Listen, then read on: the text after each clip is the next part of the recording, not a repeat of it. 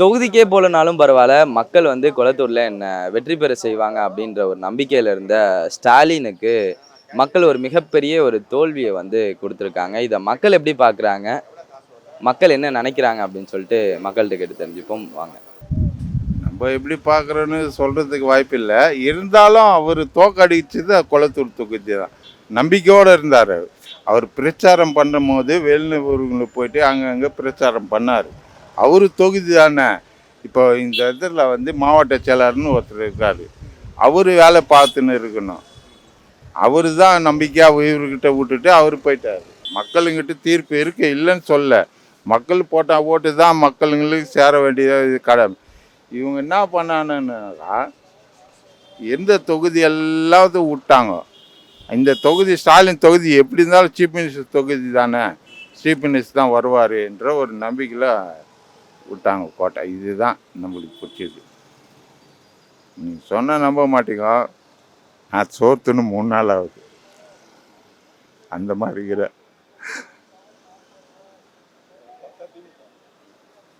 ஏன் என்னாச்சுங்க? எதனால? இல்லை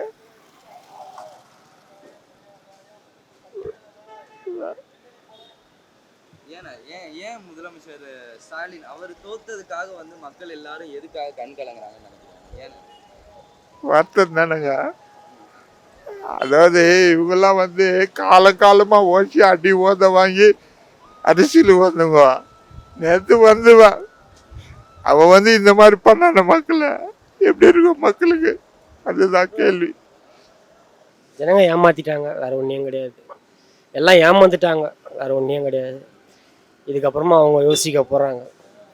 ஏன்டா நம்ம இது மாதிரி பண்ணிட்டோன்னு சொல்லிட்டு அவங்க யோசிக்க போகிறாங்க. கண்டிப்பாக யோசிப்பாங்க, நடக்கும். திரியும் வருவார். அவர் வராமல் போக மாட்டார், திரியும் வருவார், கண்டிப்பாக வருவார்.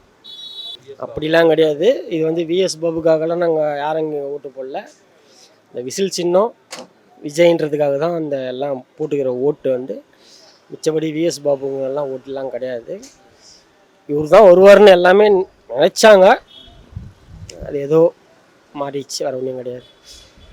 டெஃபினெட்லி கண்டிப்பாக ஒரு திரியும் வருவார். இல்லை ப்ரோ, டிஎம்கே வரக்கூடாதுன்னு யோசிச்சோம் தான். பட் ஸ்டாலின் சார் வந்து கொளத்தூரில் தோக்கக்கூடாதுன்னு எந்த இடத்துலையும் யோசிக்க முடியாது. ஏன்னா அவ்வளோ பண்ணியிருக்காங்க கொளத்தூருக்காக.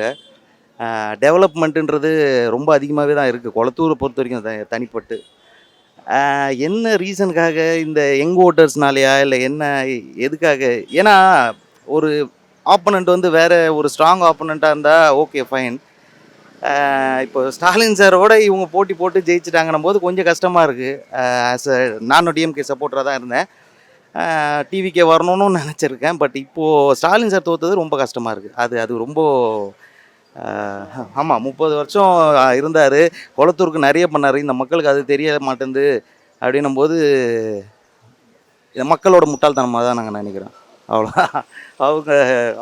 அவர்கிட்ட கேட்டுக்கோங்க மீடியா. ஸ்டாலின் சார் தான், அது எந்த சந்தேகமும் கிடையாது. விஎஸ் பாபு சார் அவரும் இருந்திருக்காரு, அவரும் எம்எல்ஏவாக இருந்தவர் தான். இங்கே இப்போ இந்த 10 வருஷமாக ஸ்டாலின் சார் பண்ணதை இவங்க பண்ணாங்கன்னா ரொம்ப சந்தோஷப்படுவேன். பண்ண முடியலன்னா இது மக்களோட முட்டாள்தனம். அவ்வளோதான். இதுக்கு மேலே பேசும்போது எமோஷன் ஆகிடும், ரொம்ப எமோஷன் ஆகிடும். ஏன்னா நாங்களும் டிஎம்கே பர்த்லேருந்து டிஎம்கேலேருந்து வந்தவங்க தான், டிவிக்கே வேணும்னு நினச்சவங்க தான். ஆனால் இப்போது ஸ்டாலின் சார் இல்லைன்றப்போ அதை ஏற்றுக்கவே முடியாது. யாராலையுமே ஏற்றுக்க முடியாது.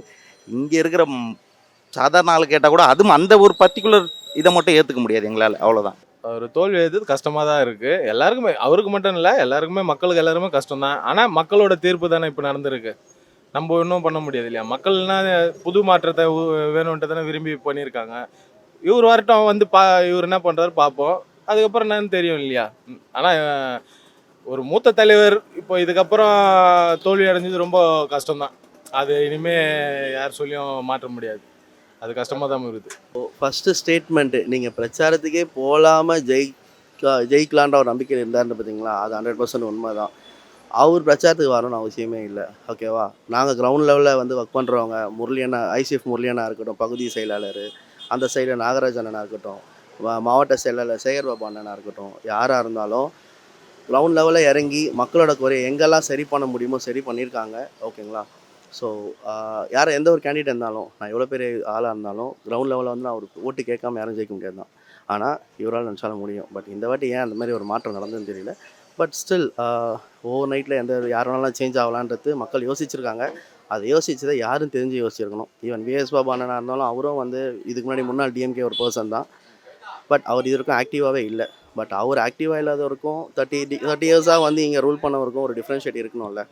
ஸோ ஒரு கட்சி தலைவராக நான் எனக்கு பொறுத்த வரைக்கும் ஒரு தளபதி. அவர் கலைஞர் காலத்துலேருந்து நான்லாம் வந்து பகுதி துணை அமைப்பாளராக மாதவரத்தில் இருந்திருக்கேன். ஸோ எனக்கு ஒரு பெரிய இது வந்து ஷாக்கிங் தான். ஸோ ஈவன் விஜய் வர வேண்டான்றது நான் நினைக்கல, வரணும். ஒரு தொகுதியில் வந்து அவர் என்ன அந்த தொகுதிக்கு பண்ணுறாருன்ற ஒரு எக்ஸாம்பிளாக வந்து அடுத்த 233 தொகுதிக்கு இருக்கும்னு நான் நினச்சேன். பட் ஆட்சி அவங்க அமைக்கிறாங்கன்னும் போது ஃபைன். பட் என்ன பண்ணுறாங்கன்னு பார்ப்போம். ஓகேங்களா? ஸோ ஸ்டாலின் தோற்றது வந்து இது வந்து ரொம்ப தாங்கிக்க முடியாத ஒரு அதிருப்தி தான் இதெல்லாம். அவர் வந்து கை காமிச்சாலும் ஜெயிக்கலாம், அவர் வந்து ஓட்டு கேட்டாலும் ஜெயிக்கலாம். பட் 50% ஏன் அப்படி நான் மாறுச்சுன்னு தெரியல. ஸோ ஷாக்கிங் தான் இது எல்லாமே. இது எந்த ஒரு ஹை லெவல் பாலிடிக்ஸ் கூட இருந்திருக்கலாம் ஒரு வேளை மைட் பி. ஸோ எங்களுடைய பரம்பரை ஓட்டு எல்லாமே அவருக்கு தான். இருந்தாலும் அந்த வாட்டி போயிருந்தனால எவ்வளோ கஷ்டம்தான். என்ன பண்ணுறது, ஒன்றும் பண்ண முடியாது. ஜனங்க மாறிட்டாங்க, வேறு ஒன்றும் கிடையாது. பார்க்கலாம், இவர் என்ன பண்ணுறாருன்னு தான் பார்க்கலாமே. சரி, அவர் பண்ணார், இவர் என்ன பண்ணுறாருன்னு பார்க்கலாம். அது நம்ம எப்படின்னு சொல்ல முடியாது ப்ரோ, புரியுதுங்களா? அவங்கள ஜனங்களை பற்றி நம்ம எப்படின்னு சொல்ல முடியாது. ஏன் இவர் ஆட்சியிலே வந்து நம்ம ஜனங்களை பற்றி சொல்ல முடியாது. டக்குன்னு மாறுறவங்க தான் ஜனங்கள்லாம் வந்து நம்ம இதெல்லாம் சொல்ல முடியாது. சினிமாவை பற்றிலும் சொல்ல முடியாது, இதை பற்றிலாம் சொல்ல முடியாது. ஏதோ ஆயிடுச்சு, இதுக்கப்புறம் பார்க்குறது தான். 2026 இது மாதிரி ஆயிடுச்சு. அடுத்த இது பார்க்கலாம் எப்படின்னு. எப்படி இருந்தாலும் தெரியும், அவர் வருவார், கண்டிப்பாக வராமலாம் இருக்க மாட்டார். மக்கள் இவ்வளோ இதுவாக இருக்கிறாங்கன்னும் போது இவரை இங்கே ஜெயிக்க வச்சுட்டு நீங்கள் டிஎம்கேவை தோக்கடிச்சதை பற்றி எனக்கு எந்த கஷ்டமோ எதுவும் கிடையாது. அது ஓகே, அது ஃபைன், அது மாற்றம் வேணும் கண்டிப்பாக. விஜய் என்ன பண்ணுறாரு, விஜய் சார் என்ன பண்ணுறாருன்னு பார்த்தே ஆகணும் கண்டிப்பாக. அவரோட பொட்டன்ஷியலையும் பார்க்கணும் நம்ம. பட் இங்கே இவர் பண்ணதுக்கு கடைசியில் ஒன்றுமே இல்லாத மாதிரி பண்ணிட்டாங்க சார்.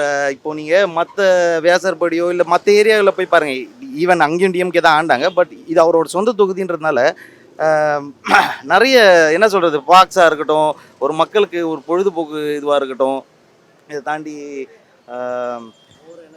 அந்த என்டர்டெயின்மெண்ட்டை தாண்டி என்ன சொல்கிறது, ஜிம்ஸாக இருக்கட்டும், ஸ்விம்மிங் பூல்ஸாக இருக்கட்டும், இதெல்லாம் வந்து பசங்களுக்கு தானே, பசங்க யூஸ் பண்ணுறதுக்கு அவங்களோட ஸ்போர்ட்ஸ் என்கரேஜ்மெண்ட்டுக்காகவும் பண்ணாங்க. அதை எதையுமே பார்க்க மாட்டேன்றாங்க மக்கள்னும் போது கொஞ்சம் யோசனையாக இருக்குது. எதுக்காக நீங்கள் போட்டிங்கன்னு ஒவ்வொருத்தர்கிட்ட கேட்கும்போது ஒரே வார்த்தை தான் சொன்னாங்க, அவங்க விஜய்க்காக. இந்த கேண்டிடேட் யாருன்னு கூட பாதி பேருக்கு தெரிய மாட்டேங்குது. அதுதான் கொடுமையான விஷயம். கேண்டிடேட்டை தெரிஞ்சுக்கிட்டு அவங்க போட்டிருந்தாங்கன்னா அது ஓகே ஃபைன், ஏற்றுக்கலாம். யார் கேண்டிடேட்டே தெரியாமல் விசிலுக்கு மட்டும்தான் நான் போட்டேன், இப்போ விஜய்க்கு மட்டும்தான் போட்டேன்னும் போது நீங்கள் எல்லா இடத்துலையும் அந்த மாதிரி பார்க்கணும். இந்த கேண்டிடேட் இதுக்கு வர்த்தான்னு பார்க்கணும். அதை பார்க்க மாட்டேன், நான் விசிலுக்கு மட்டும்தான் பார்த்தேன்றது கஷ்டமாக இருக்குது. நீங்கள் டிவிக்கே வந்தது சந்தோஷமான விஷயம், எனக்கும் ரொம்ப பிடிச்சிருந்தது. நானே நிறைய பேர்ட்ட சொன்னேன் போடுங்கன்ட்டு. இங்கே கொளத்தூரில் பண்ணது தப்பு, கஷ்டமான விஷயம், ரொம்ப கஷ்டமான விஷயம். அது ஸ்டாலின் சாருக்கு நடந்ததுன்னும் போது ஏற்றுக்க முடியல அவ்வளோ சீக்கிரத்தில். நீங்கள் கேண்டிடேட்டை பார்த்து போடணுன்னு தான் நான் கேட்குறேன். நீங்கள் யார் கேண்டிடேட்னு அவரோட பேக்ரவுண்டெல்லாம் தெரிஞ்சு நீங்கள் போட்டிருந்தீங்கன்னா சந்தோஷமாக ஏற்றுக்கலாம். கேண்டிடேட் யாருன்னே தெரியாமல் நிறைய பேர் வெறும் விசில் சின்னத்துக்காகவும் விஜய் சாருக்காகவும் போட்டது கொஞ்சம் ஏற்றுக்க முடியல. நீங்கள் அதுதான் த்ரூஅவுட் தமிழ்நாட்டில் டிவிக்கே வந்து சந்தோஷம். யார் எங்கெங்கே கேண்டிடேட்டை நான் அதுக்குன்னு கொளத்தூர் கேண்டிடேட் டிவிகே கேண்டிடேட் ஃபஸ்ட்டுன்னெலாம் நான் சொல்லவே இல்லை. எனக்கு என்னென்னா ஸ்டாலின் சாரா இந்த கொளத்தூர் இப்போ இருந்த கேண்டிடேட்டா, இவங்க 2 பேரும் கம்பேர் பண்ணி பார்த்துட்டு யார் அப்படி போட்டிருந்தா சந்தோஷமாக ஏற்றுக்கலாம். அதே மாதிரி ஒவ்வொரு மாதவரத்தில் இப்போ 2 பேர் இருந்தாங்க, சுதர்சனம் இருந்தார், மூர்த்தி இருந்தார், அவருக்கு நடுவில் இவங்க கொண்டு வந்தாங்க. ஓகே ஃபைன், அது புதுசாக ஒரு கேண்டிடேட் வந்திருக்காரு, ஓகே. அந்த மாதிரி நீங்கள் யோசித்து பண்ணியிருந்தீங்கன்னா தாராளமாக நான் ஏற்றுக்கிறேன். அவர் சிம்பிளாக ஒன்று சொல்லட்டுங்களா? இப்போ இந்த ஏரியா குமரநகர் பஸ் ஸ்டாண்டு இருக்கட்டும், அங்கே வந்து பெரிய கால்வாய் இப்போ ரெடி பண்ணாங்க. ஒரு மாவட்ட செயலாளர் கூட வந்து ஓப்பன் பண்ணிட்டு போகலாம், ஓகேங்களா? பட் அவர் தான் வந்து ஓப்பன் பண்ணுவார். ஸோ இந்த அளவுக்கு என்னென்னா, அவர் வந்து பார்த்து முன்னாலே ப்ரிகாஷனலாக அது எல்லாமே ரெடியாக இருக்கான்றது 100% வெரிஃபை பண்ணி தான் ஓப்பன் பண்ணுவார். அந்த மாதிரி தான் அவர் ஒர்க் பண்ணார். ஸோ ஜஸ்ட் லைக் தட் சொல்லிட்டா ஒர்க் நடந்துரும்ன்றது அவர் நடக்கலை. ஈவன் அவருக்கு கீழே இருந்த எல்லா சப்பார்டினேட்ஸும் சூப்பராக ஒர்க் பண்ணாங்க. ஸோ கொளத்தூரை பொறுத்தவரைக்கும் அட்மினிஸ்ட்ரேஷன் நல்லா தான் இருந்தது. ஈவன் நீங்கள் சொன்ன மாதிரி வந்து கொளத்தூருக்கு வந்து பார்த்தா இன்னொருத்தவங்க போகிறாங்கன்னா ஆப்வியஸாக இருக்கும். ஏன்னா இது வந்து சிஎம் கேண்டிடேட் தொகுதி, கொளத்தூர் தொகுதி, ஸ்டாலின் சார் தொகுதி. ஈவன் மாதவரத்தில் பார்த்தீங்கன்னா சுதர்சனம் அவர் எல்லாமே வந்து 88,000 கிட்ட ஒரு ரொம்ப டிஃப்ரென்ஷியேட்டில் தோற்றதெல்லாம் எனக்குலாம் சுத்தமாக நம்பவே முடியல. ஸோ ஸ்டாலின் சாருக்கே இந்தமாதிரி நடந்திருக்கும் போது மற்ற தொகுதியில் வந்து ஜஸ்ட் விசில்னு ஒரு சின்னத்துக்காக தான் போட்டிருக்காங்க. எப்படி வந்து ஒரு காலத்தில் வந்து ரெட்டலை எம்ஜிஆர் முகத்துக்காக தான் போட்டாங்க, எந்த கேண்டிடேட் தெரியாமல் போட்டாங்களோ அதேமாதிரி நடந்திருக்கு இந்த வாட்டி. பார்ப்போம். தோல்வி வந்து திமுகவுக்கு வந்து பெரிய ஒரு ஷாக்கிங்லாம் கிடையாது. ஓகேங்களா, நாங்கள் தோக்கிறது ஒன்றும் கிடையாது. பட் அதை எப்படி வித்ஸ்டாண்ட் பண்ணி வரது தான் மேட்ரு. ஸோ சீக்கிரம் வருவோம், பார்ப்போம். கொளத்தூரில் அவர் வரத்துக்கு முன்னே, தளபதி வரத்துக்கு முன்னாடி, ஸ்டாலின் வரத்துக்கு முன்னாடி இவர் தான் வருவார். இவர் தான் எல்லா பொறுப்பும் பார்த்துட்டு இருந்தார். அந்த நேரத்தில் இவர் என்ன பண்ணார் ஏது பண்ணாருன்னு மினிஸ்டர் வராரு வரலன்றது இவருக்கு தான் தெரியும், நம்மளுக்கு தெரியாது அதை பற்றி. இவர் அந்த மாதிரி பண்ணிக்கிறாரா பண்ணலையான்றது யாருக்கு தெரியும். ஆனால் இது காரணம் யாருன்னு யாராலையும் சொல்ல முடியாது, மக்களுக்கு தான் காரணம். இப்போது 1000 ரூபாய் லேப்டாப்பு, 1000 ரூபாய் மகளிருக்கு, பஸ் வசதி, எல்லா வசதி கொளத்தூர் தொகுதியில் ஃபுல்லாக எல்லாம் செய்து கொடுத்துருக்காரு. அவங்களுக்கு யாருக்குமே குறை கிடையாது. அவர் என்ன நம்பினார், சரி மாவட்ட செயலாளர் தானே, சரி அவர் பார்த்துக்குவாருன்னு சொல்லிட்டார். அது பார்த்துக்கின்னு இருக்கணும். இவங்க விட்டாங்க கோட்டை, அது நம்ம ஒன்றும் பண்ண முடியாதுல்ல. இதை வந்து நம்ம கஷ்டப்பட்டு தான் ஆகணுங்க. இதெல்லாம் அவர் வந்து எப்படி சொல்கிறதுனா எல்லாமே நல்லது பண்ணார். மக்கள்கிட்ட இன்னும் கொஞ்சம் இறங்கி அவராக வந்து பண்ணியிருந்தாருன்னா ஒரு நல்ல பேர் கிடச்சிருக்கும். கீழே இருக்கிறவங்கள மினிஸ்டருங்களை வேலை வாங்கிட்டு மினிஸ்டருங்க அவங்க கீழே இருக்கிறவங்க வேலை செய்ய சொன்னால் அவங்க யாரும் வந்து பண்ணலை. அதுக்காக மாறி இருக்கலாம். ஆனால் அவர் பண்ண விஷயம் எல்லாமே சூப்பர் பர்ஃபெக்ட் தான். சார் யார் வேணாலும் வருத்துன்னெலாம் சொல்ல முடியாது சார். அவங்களோட ஸ்டாலின் சார் வந்து இங்கே வந்து 30 வருஷம்னா எத்தனை 6 சட்டசபை தேர்தலில் அவர் பார்த்துருக்காரு. ஓகேங்களா, அப்போது ஒரு 30 வருஷமாக அவர் இங்கே வேர்த்துன்னு ப்ரூவ் பண்ணாமல் இருப்பார். 15 வருஷமாக சிஎஸ் பாபு சார்லாம் இல்லவே இல்லை. அப்போ அவர் எப்படி வேர்த்துன்னு சொல்ல முடியும்? அவர் டிஎம்கேல எப்படி வேர்த்தானார் எல்லாருக்குமே தெரியும். அவர் ஏன் கட்சி விட்டு போனாருன்றோம். ஸோ அப்படிலாம் சொல்ல முடியாது. It's not about the worth இருக்குது வேர்த் இல்லைலாம் கிடையாது. 30 வருஷமாக ஒருத்தர் மக்கள் வச்சுருக்காங்கன்னா வேர்த்தோட தான் வச்சுருப்பாங்க, சும்மா யாரும் வச்சுருக்க மாட்டாங்க. கரெக்டாக இதே ஒரு எக்ஸாம்பிள் தான் உங்களுக்கு. Fine, thanks.